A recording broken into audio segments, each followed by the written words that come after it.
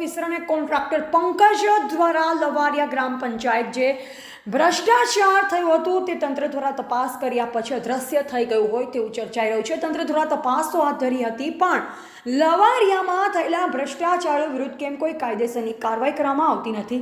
ચર્ચાઈ રહ્યું છે કે તપાસ અધિકારીઓને ગુલાબી નોટોના પ્રસાદ મળ્યો હોય તેમ લાગે છે। તો શું લવારિયામાં થયેલ ભ્રષ્ટાચાર ઉપર કોઈ કાયદેસરની તપાસ થશે કે કેમ તે હવે જોવું રહ્યું। ટીવી18 ન્યૂઝ નેટવર્ક સાથે રિપોર્ટર ઇમરાન શેખ, દેવગઢ બારિયા, દાહોદ। अर्जुन ભાઈ हाँ કયા ગામમાં છો? फुलवान આ કામ કરો છો, આ આરસીસી રોડ બનાવો છો તમે, हाँ એ તમે બનાવો છો?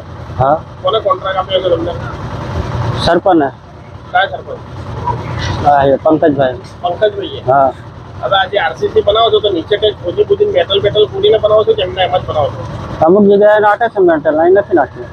અહીં કેમ નથી નાખ્યું? હાલ ખબર નથી। હા આ મટીરિયલ કોણ પૂરું પાડે તમને? સરપંચ કયા? હા પંકજભાઈ પંકજભાઈ। હા